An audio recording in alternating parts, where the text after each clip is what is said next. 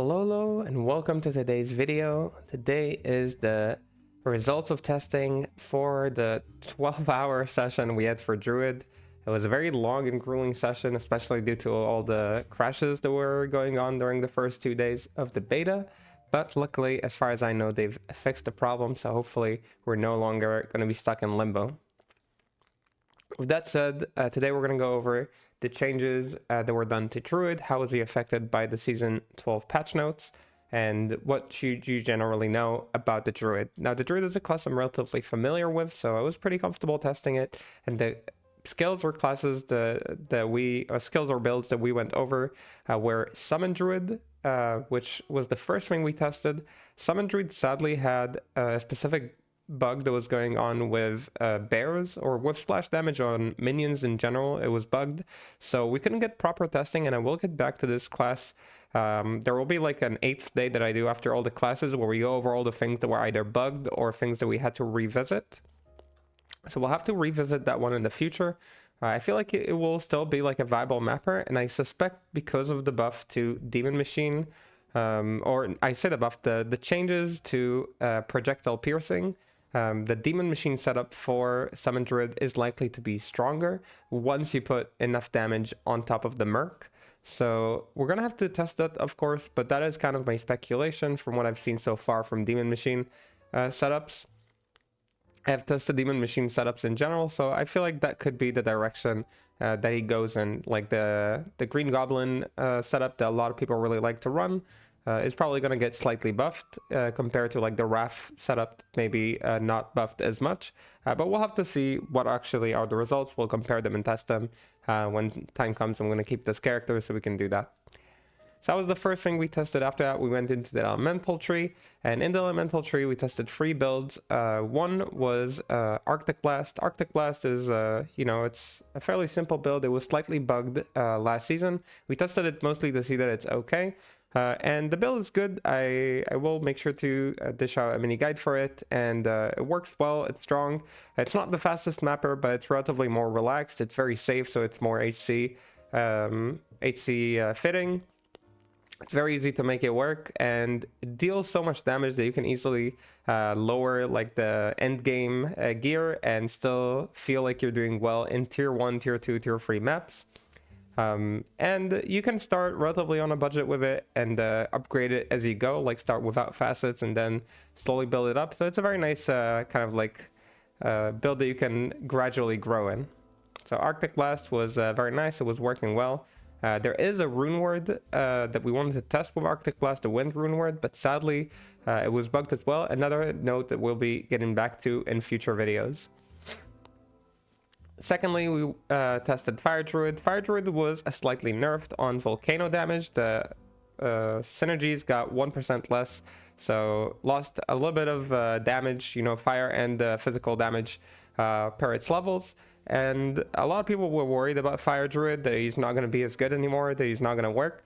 I'm glad to inform you that just as expected, Fire Druid is still probably the best mapper for Druid, and in general still one of the best mappers in the game. He's just slightly toned down, which means you now have to more choose whether you go for maximum damage or a little bit more safety. It makes that choice a little bit more meaningful, which I think is a good thing overall. You don't want your character to have everything where it's super durable and it also deals insane damage and clears the entire screen without even looking. So I think that's overall a good change. I like that they toned it down slightly. It's like a slap on the wrist kind of nerf. It's really not like a we hate you or back to the ground kind of nerf. So anybody who's interested in looking to play Fire Druid in season 12, you definitely can do it, and don't worry about it. You'll be okay. Thirdly, we tried a windruid, and I wanted to just pull out the windruid setup that we came up with, because I was pretty happy with the windruid. Remember that in the beta, of course, we're not getting slams. We don't have access to slams, so anything we do is significantly weaker than what you get to see on the actual live version. And this is the budget setup for the windruid. And as you can see, we used like a Horizons, a Fenris, and we're using pretty bad ones too, like a 1-skill Horizon, 1-skill Fenris. We used like a Skin of Viper Magi with Tal and Ral. Twilight's Reflection, Silkweave, Arax, Trangs, Horizon. You don't even need the Arax. Ravens and a Dwarf Star, I think, just because we did declone with this too. And I will show this in the mini guide. This can do declone. This can map in tier 1 super fast. One of the best budget mappers I've seen, like, for Druid. I was really happy with the results with it, and I will share it in a mini guide for its own.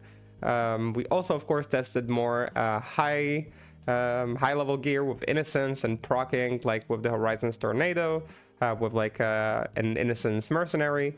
So we tested two things. They were both very strong.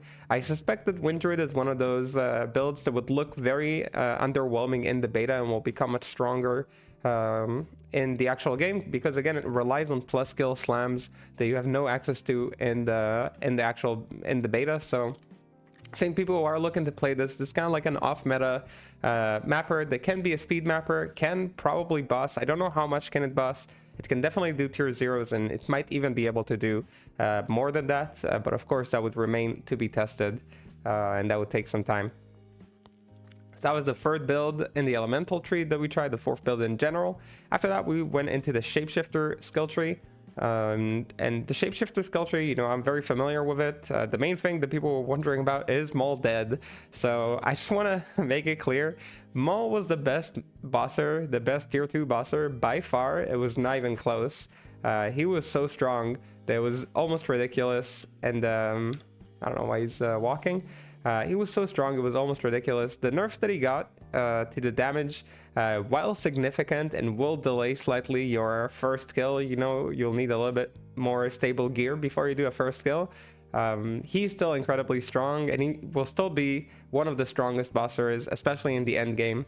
Even if he will take a little longer to get there than classes like Barbarian and Paladin. That's my current prediction. Hunger's damage was buffed quite significantly, 4% per synergy. And I think now a direction you could definitely go with a Maul instead of only going for like the dual spirit super tanky build. You could also go for like a maximum bleed and max out your hunger. So that's something I'm definitely interested in people going for. As you can see, if you max out your hunger, you have like over 50% chance to inflict open wounds. If you go with an item like Messer that gives you 35, that already puts you at 87. So there's definitely sauce there. If you put Gores on top of it, you're basically at like 97 chance to do open wounds, and it will boost your damage quite significantly. Again, putting you at the top of the damage charts, as always, exactly where Maulbear belongs. So I definitely think people should experiment with this. I personally won't go Maulbear because I don't like repeating builds in Project Diablo 2. I might explore it like after I'm done with like my early season stuff. I've explored it a little bit in the beta as well, and I will show kind of like the things we found. Of course, in general, shapeshifters I don't believe are good mappers. If you are kind of like into dad builds, walking builds, kind of slowly clear the map and you can loot casually with, they're definitely good. And of course for dungeons and for group play, they're tanky targets that can kind of like stand the ground for the team. So I think they're good for that. Generally for solo mapping, I don't enjoy them. So Maul, still good, still goated, still great bosser. Mapper, still average, nothing really changed there in general. We didn't test Shockwave because it wasn't changed. Sadly, Shockwave, in my opinion, is kind of like a useless skill at the moment. It feels like to me, it feels like a bad, you know, multi-shot kind of variation, or bad like magic arrow, where it has a few projectiles and it just doesn't feel very good. It's very good for group play. It's just not very good outside of group play, in my opinion. And that's just my opinion about Shockwave. Okay, so if you like it, then you can play it. It's just not for me at all. We went over to Fury to test Fury just to see how it was affected by the splash changes. The splash changes were a little complicated and they were reworked, so I will of course look into it again. But generally Fury still feels inferior to Maulbear in damage, and clears maps about the same speed, or even slower sometimes. Fury's damage requires like a really good weapon to get it working. It will still be fine. It can still boss. We tested that too. It can still boss pretty much on a budget. I will showcase that too in like a mini guide eventually. So I think Fury's fine. it can still do tier 2s. We did that in season 11, I believe, and in season 10. So I think Fury is in a fine position. If you like mapping with, you know, tanky, big targets that do a lot of single target damage, Fury is still a great option for you. We didn't test Rabies. Rabies wasn't changed. Rabies is like a fine bosser and a good mapper, but I don't really like playing it, so I didn't bother touching it because it was not changed. I did look into like the poison arrow thing on Rabies. We're using like the new poison arrows in combination with like a gut siphon, and trying to make him like attack really fast with it. Personally, I found that not very good. I think just like sticking to like the normal plague bearer with like a good shield is the idea on Rabies. Since he doesn't inflict any FHR, it's good to have like a good shield on him. Running without a shield on Rabies is kind of difficult. So Rabies overall, not interested in the new things in my opinion, and just gonna stick to the same old and do really well generally that way. Lastly, in the shapeshifter tree, we tested Fire Claws, and we tested it for mapping to see if it feels good with the full fire setup. It is a little bit hard to test it without slams, of course. It's one of those builds that attack is kind of requiring a good weapon that it has IAS slammed on it. But again, it did fine. Like, it didn't do much better than Maulbear or Fury. I feel like all these free shapeshifter builds are just will always be in this kind of like, if you want to map with this, it's fine, but that's on you. It'll be a little bit slow compared to the rest of the builds. If you're okay with that, again, when I say slow, it's still like under 10 minutes clearing a map. Like that's kind of like my standards. It's still a little bit slow, but you know, for other people it may be fine. So just to clarify what I mean, he's doing like 8 to 10 minutes to clear a map. That's okay. That's not terrible. So that was kind of the results with Fire Claws. We compared Wolf and Bear for Fire Claws, and generally Bear did better. So I recommend you go with Bear if you are going Fire Claws. Again, it can boss, it can also map a little bit, and it's fine. It is a little expensive for what it is, because you do require all these fire facets, but it's a very fun off-meta build that not a lot of people kind of indulge in. So I think it is cool for the people who like these off-meta builds. Alright, so that's it for the shapeshifting tree. And lastly, we tested a summon creeper druid. So a poison creeper druid, the snake druid, which normally I don't talk about, and we were waiting for this season to finally test it. This build is very strong and very promising. It's another one of those builds similarly to Tornado that relies on plus skills to do a lot of damage. And I will try to dish that guide specifically as early as I can, because I do think it's super interesting. I think it has a lot of potential. We didn't quite get it to like the S tier, you know, of fast mappers, but it has a lot of benefits. It's extremely safe, it's extremely powerful, and has a lot of different variations in what mercs you use, what items you use, and a lot of room for creativity. So I really think this is one build to kind of watch out for in that regard. I might be testing it and I say testing, I might be playing this in season 12 after I'm done bossing. I don't know. I'm still like, you know, testing and trying to figure stuff out. And yeah, I'll keep looking into things and I'll make sure to update you guys.